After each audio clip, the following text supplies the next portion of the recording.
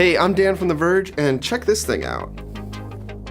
So you're probably wondering what just happened there, so let's talk about it. This is Oppo's new phone, the Find X. Now you may not be familiar with Oppo, but they're a big smartphone brand in China, and they're actually owned by the same company that owns OnePlus, which you probably are familiar with if you've seen this channel before. And this phone is their new flagship phone, which is going to be launched globally for the first time. And yes, it'll be available here in North America, which I'll talk about in a bit. But let's talk about this phone here. So what you're seeing is a big 6.4-inch OLED display, and it's going edge to edge with no bezel, or almost no bezels, no notch, and basically no chin.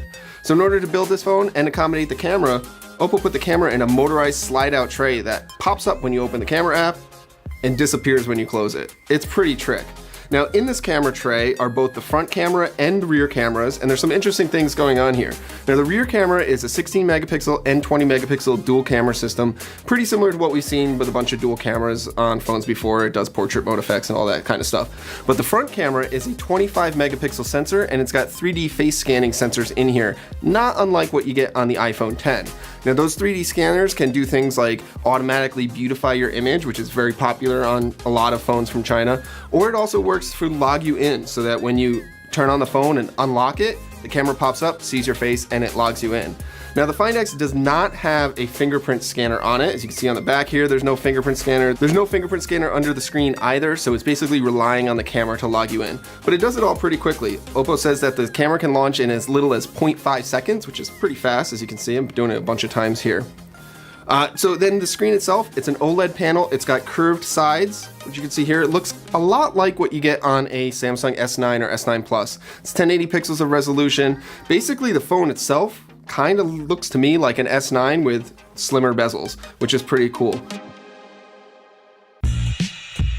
And then inside come all the high-end specs you'd expect from a 2018 Android smartphone. It's got Snapdragon 845, 8 gigabytes of RAM, up to 256 gigabytes of storage. It's global LTE compatible, and it's got dual SIM support. I've got a T-Mobile SIM in here, and it's pulling an LTE signal here in New York, so it works here in the US, which is pretty cool to see.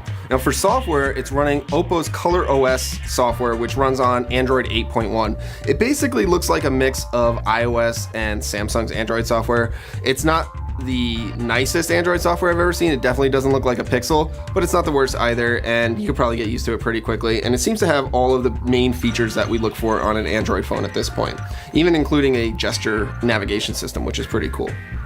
Now, other hardware features, it's got a big 3700 milliamp hour battery, and it's got Oppo's VOOC fast charging, which is basically the same thing as OnePlus's Dash Charge, so it can recharge really quickly over a wire. But there's no wireless charging here, so what are you gonna do? The other big thing that's missing is there's no headphone jack, which isn't a huge surprise in 2018, but it's unfortunate, all this engineering, and they couldn't put in a headphone jack in it. Now, Oppo says they're gonna be bringing this to North America. The pricing is still a little bit up in the air, at least here in the US, but they're saying it's gonna be priced less than other major smartphones from Samsung and LG, so I'd expect to see it probably under $700. And even more interesting, they're gonna be selling it with a carrier, or at least so they claim. We don't have any information on that yet, so you'll have to stay tuned, but that should be pretty interesting. Now, is this the future of smartphones? I don't know. I think it's really interesting. It gives me a lot of screen without a lot of bezel, and it's an interesting compromise to, making sure that it has the things like front-facing cameras and sensors and things like that we all expect on a smartphone. I do have a little bit of concerns. I'm not sure how you put a case on this thing. I guess it could only wrap around the side. You can't really put a case on top.